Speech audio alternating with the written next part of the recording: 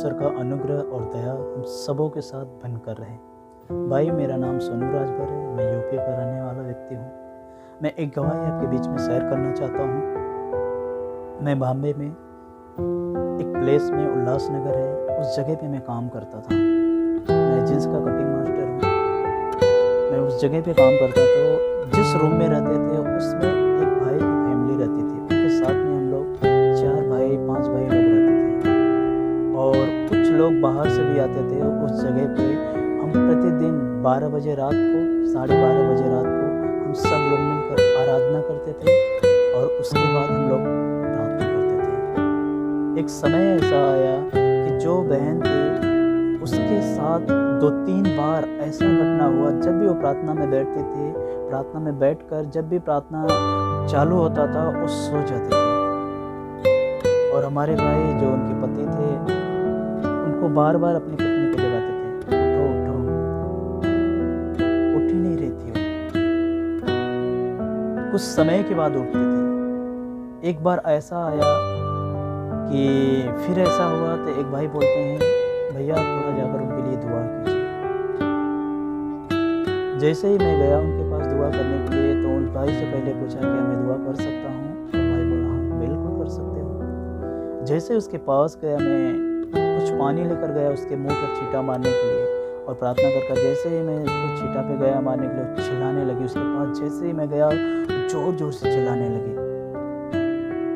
और सच में मैं आपको एक बात बताना चाहता हूँ, इतनी जोर से चिल्लाने लगी और जो हमारे साथ में भाई लोग रहते थे और जोर जोर से डांटने लगे, निकल यीशु के नाम में, निकल यीशु के नाम में। और सच में मैं आपको एक बात बताना चाहता हूँ,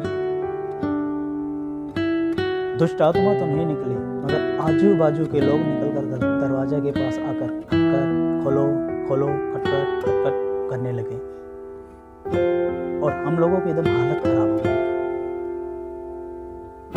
आकर दरवाजे के पास जैसे ही दरवाजा खोला, एक बंदा, एक भाई था, जैसे ही दरवाजा खोला तो बोलते क्या कर रहे हो तुम लोग, रोज चिल्लाते हो, रोज ऐसा करते हो।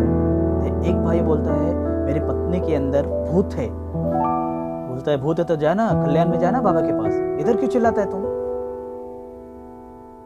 मैं पुलिस को बुलाने वाला हूँ, मैं ये करने वाला हूँ, मैं ये कर दूंगा तुम लोगों के साथ, तुम लोग ईसाई हो। बहुत कुछ सुनाया हम लोगों को। मैं जाकर बीच में बोला भैया माफ करना, अब आवाज नहीं आएगी।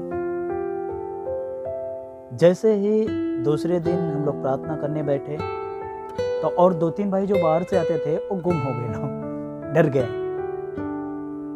कि ऐसे ऐसे लोग आजू बाजू वाले बोल रहे हैं, कहीं मार भी सकते हैं हम लोगों को, पुलिस के पास भी भेज सकते हैं। तो लोग डर गए और जितने ही लोग हम लोग रूम में थे धीरे धीरे हम लोग प्रार्थना करने लगे स्लोली आवाज में।